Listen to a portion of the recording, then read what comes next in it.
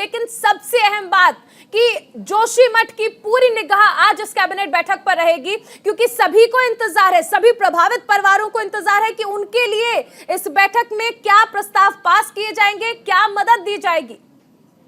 बिल्कुल, देखिए आज मुख्यमंत्री पुष्कर सिंह धामी की आज कैबिनेट की बैठक है और 2:30 पर इसकी ब्रीफिंग होगी और लगातार जिस तरीके से इसमें दर्जन भर से ज्यादा प्रस्ताव पर आज मोहर लग सकती है ऐसा माना जा रहा है। और लगातार जिस तरीके से पिछले 1.5 महीने से ज्यादा हो गया है जोशीमठ प्रकरण को लेकर लगातार वहां पर भू धसाव का मामला जारी है, लगातार मकानों में दरारों का मामला वहां पर जारी है, तो उसी के लिहाज से लगातार अब इस बार पर आज यहाँ पर मोहर लग सकती है, क्योंकि जो वहाँ के लोग हैं उनकी निगाहें भी इस पूरे प्रकरण पर टिकी हुई है कि आखिरकार जो मुख्यमंत्री है वो कुछ बेहतर फैसला उनके हक में लेंगे। बताया ये भी जा रहा है कि उन सभी लोगों को वहां से विस्थापन किया जा सकता है, इन सब चीजों पर मोहर लग सकती है, यह प्रस्ताव आ सकता है। दूसरी तरफ कई ऐसे मामले हैं जिनको लेकर जो बेरोजगार संघ का जो आंदोलन है वो भी यहाँ पर चल रहा है, उसको लेकर भी उसकी जो कार्य प्रणाली है उसमें भी कुछ बदलाव यहाँ पर किया जा सकता है और उसके जो अभी अध्यादेश आया है उसमें भी कुछ संशोधन किया जा सकता है।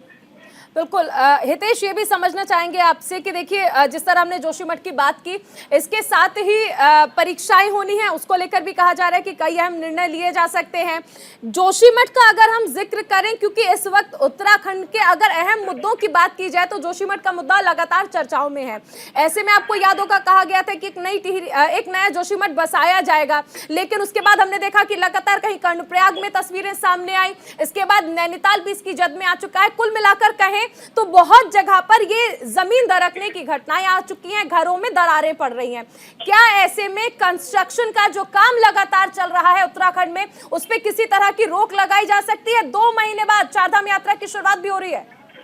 जी बिल्कुल, देखिए आपने बड़ी बात की, 2 महीने के बाद चारधाम की यात्रा शुरू हो रही है, लेकिन प्रशासन के भी कोई खास तैयारियां सामने नहीं दिखाई पड़ रही है, क्योंकि लगातार जिस तरीके से जोशीमठ में जो मकान दरक रहे हैं, जो जिस तरीके से दरारों का मामला वहां पर बढ़ रहा है, इसी के लिहाज से जो लोग हैं वहां के वो लगातार इसी स्थिति में वहां पर काम कर रहे हैं। कई ऐसी चीजें हैं जिसको लेकर, क्योंकि आज जो फैसला आना है वो बड़ा अहम फैसला है, उसी को लेकर मुख्यमंत्री ने अपने अधिकारियों को वहां पर भेजा था। लेकिन सबसे बड़ी बात, जो वहां पर कंस्ट्रक्शन चल रहे थे उनमें से जो 5% जो बड़ी कंपनियां हैं उनको काम के लिए वहां पर रोक दिया है। अभी जब तक सरकार के आदेश नहीं होंगे तब तक जो बड़ी टनल है उनका काम शुरू नहीं होगा। जी बिल्कुल हितेश, अगर इसके अलावा कहा जाए तो और क्या क्या अहम निर्णय इसमें लिए जा सकते हैं कैबिनेट बैठक में?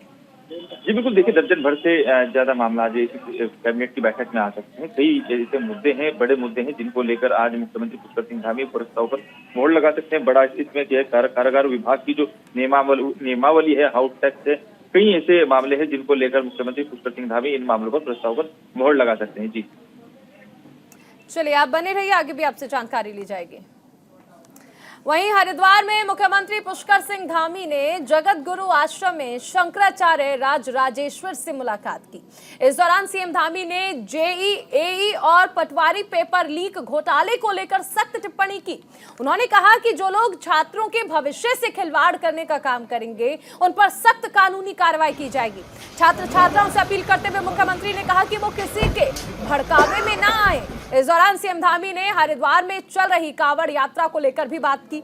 उन्होंने कहा कि सरकार की कोशिश होती है कि कांवड़ यात्रा सकुशल संपन्न कराई जाए।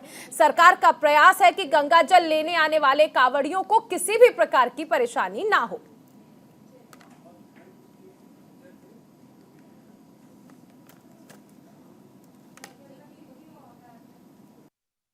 तो चाहते थे, सारी चीजें कर दी हैं, लगभग सारी चीजें, क्योंकि अभी 1,03,000 छात्रों ने भाग लिया है और मैं समझता हूं कि आगे जो कैलेंडर हमने जो जारी किया हुआ, आयोग ने जारी किया है, सारे उस कैलेंडर के अनुरूप एग्जाम होंगे।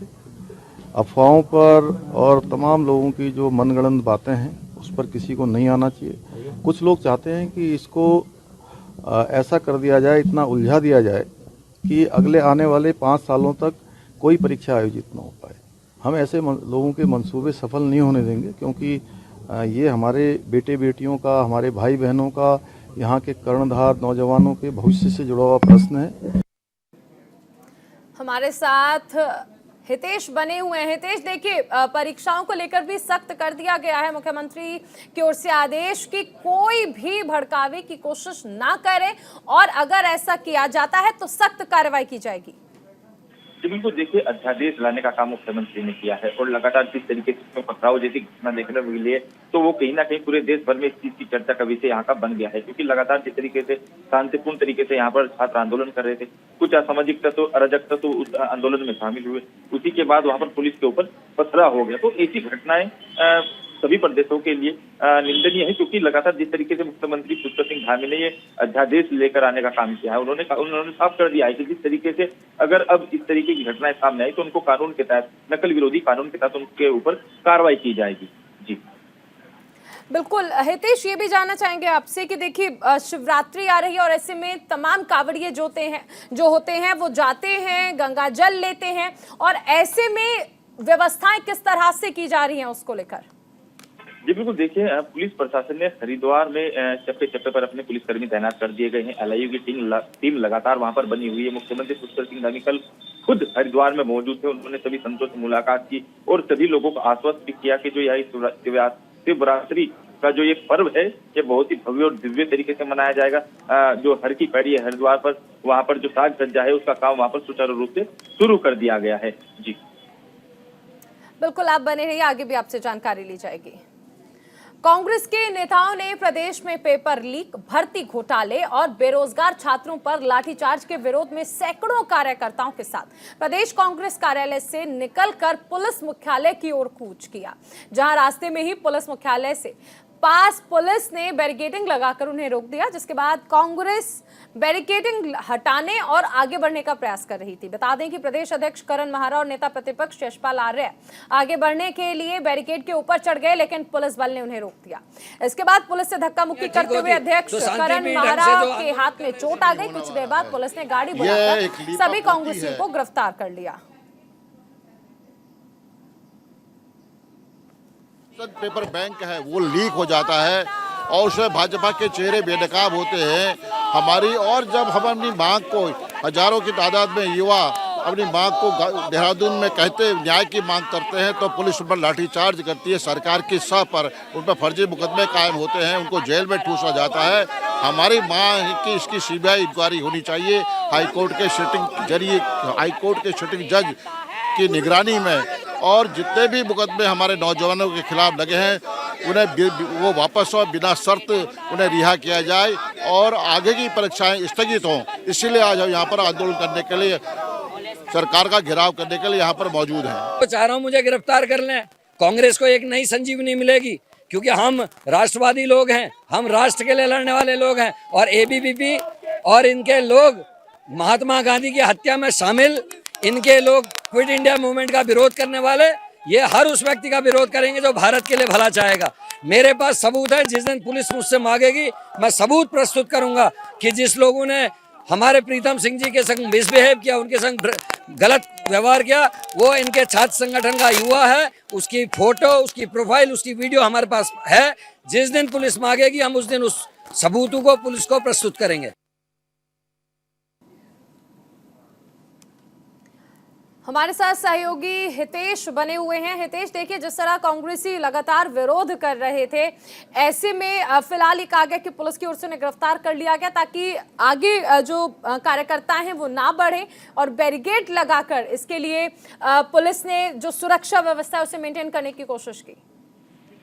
जी बिल्कुल, देखिए आज कांग्रेस का जो आंदोलन है उसका 6वां दिन है और लगातार कांग्रेस के कार्यकर्ता अपने बड़े पदाधिकारियों के साथ, यशपाल आर्य हो या भुवन कापड़ी हो, प्रदेश अध्यक्ष या फिर करण महारा हो या फिर पूर्व मुख्यमंत्री हरीश रावत हो, वो सभी लोग अपने समर्थकों और अपने कार्यकर्ताओं के साथ सड़कों पर उतरकर हल्ला बोल प्रदर्शन सरकार के खिलाफ कर रहे हैं। कल भी उन्होंने डीजीपी मुख्यालय का घेराव करने का काम किया। आज फिर एक बड़ी तैयारी में कांग्रेस पार्टी है, आज फिर सड़कों पर उतरकर आंदोलन होगा। लगातार जो प्रदेश अध्यक्ष है यशपाल आर्य वो आरोप लगा रहे हैं कि अखिल भारतीय विद्यार्थी परिषद के कार्यकर्ताओं ने उनके कार्यकर्ताओं के साथ बदतमीजी की। उसी जो विद्यार्थी परिषद के कार्यकर्ता है वही उस पत्थरबाजी में शामिल थे। उन्होंने जानबूझकर इस पूरे मामले को भटकाने के लिए, इस मामले को बहकाने के लिए पत्थरबाजी की। तो लगातार, क्योंकि जिस तरीके से करण मेहरा कह रहे हैं कि हमारे पास सबूत है, जब पुलिस उनसे सबूत मांगेगी तो वो पूरी प्रोफाइल उनके सामने अखिल भारतीय विद्यार्थी परिषद के कार्यकर्ताओं की रखने को तैयार हैं। जी हितेश, देखिए पेपर लीक का मामला हो, भर्ती घोटाला हो, इसके अलावा क्या क्या मुद्दे हैं जिसको लेकर लगातार विरोध कर रही है कांग्रेस? जी बिल्कुल, देखिए अब जो कांग्रेस है वो लगातार बेरोजगार संघ के समर्थन में उतरकर सड़कों पर आंदोलन कर रही है सरकार के विरोध में। और लगातार जो अब कांग्रेस का जो बड़ा मुद्दा है वो यही है कि जिस तरीके से पेपर लीक प्रकरण उत्तराखंड में हुआ, एक तो ये पेपर लीक का मामला थमना चाहिए।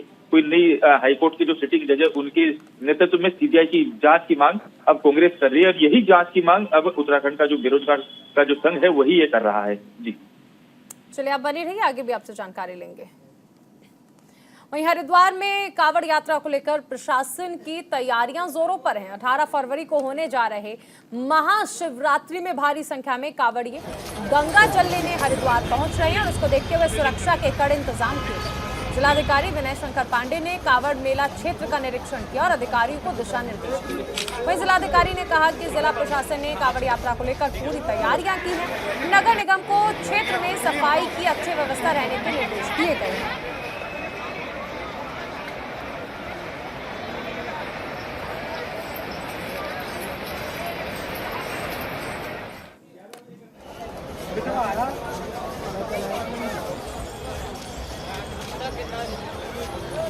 देखिए, शिवरात्रि को लेकर तमाम तैयारियां की जा रही हैं क्योंकि भारी संख्या में कांवड़िए हरिद्वार पहुंचेंगे। खबर हरिद्वार से है, जहां पर भारतीय किसान यूनियन के राष्ट्रीय अध्यक्ष अंबावता के नेतृत्व में निकाली गई किसान चेतना यात्रा का आज हरिद्वार में समापन हो गया। बता दें कि ये यात्रा नई दिल्ली से हरिद्वार तक निकाली गई। बता दें कि नई दिल्ली से हरिद्वार तक यात्रा का कई जगह पर किसानों ने जोरदार स्वागत किया। ऐसे में किसान यूनियन के राष्ट्रीय अध्यक्ष का कहना है कि पूरे देश में निकाली जा रही किसान चेतना यात्रा का उद्देश्य किसानों को जागरूक करना है। साथ ही उन्होंने कहा कि भारतीय किसान यूनियन अंबावता 20 फरवरी को दिल्ली में बड़ी पंचायत करेगी। इसमें देश के कोने कोने से किसानों को आमंत्रित किया जाएगा।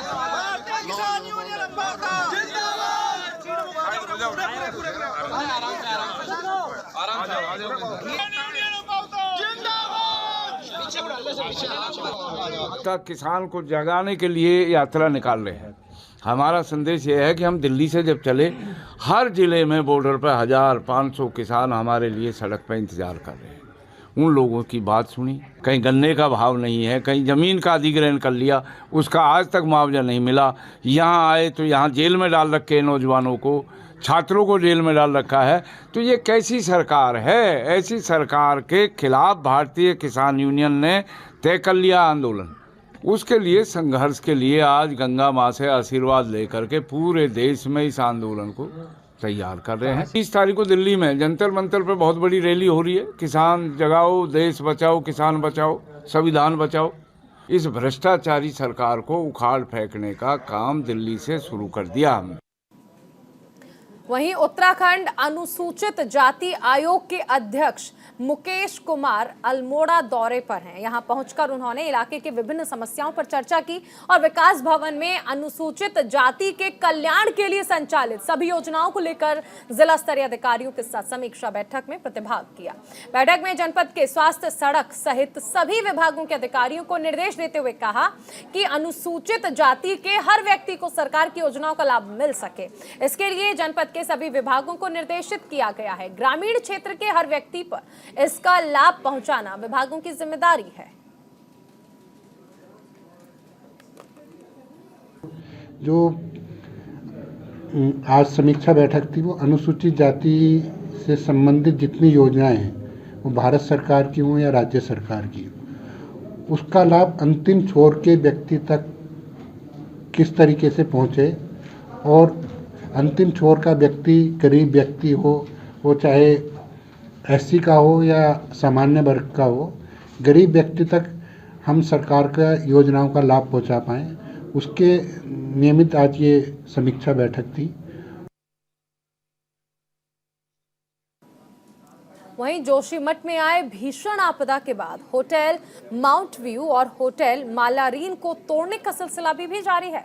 बताया जा रहा है कि अब तक 3 मंजिला इमारत को जमींदोज किया जा चुका है। वहीं अभी भी दोनों इमारत को की 2 मंजिलों को तोड़ने का काम किया जा रहा है। बताया जा रहा है कि इसमें अभी भी 1 हफ्ते का और समय लग सकता है। बता दें कि इन दोनों होटल्स को तोड़ने के लिए 3 मशीनों के साथ 250 से ज्यादा मजदूरों को लगाया गया है।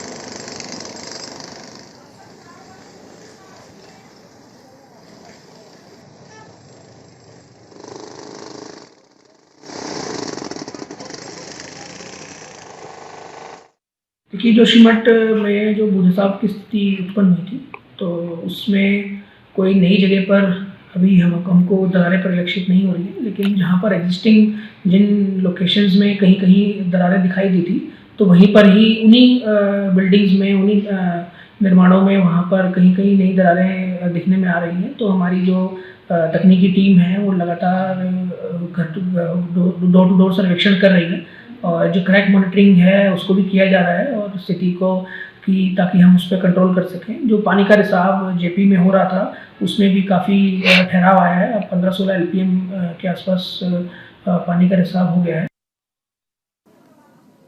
और इसी के साथ इस बुलेटिन में फिलहाल इतना ही। आप बने रहिए न्यूज़ इंडिया के साथ।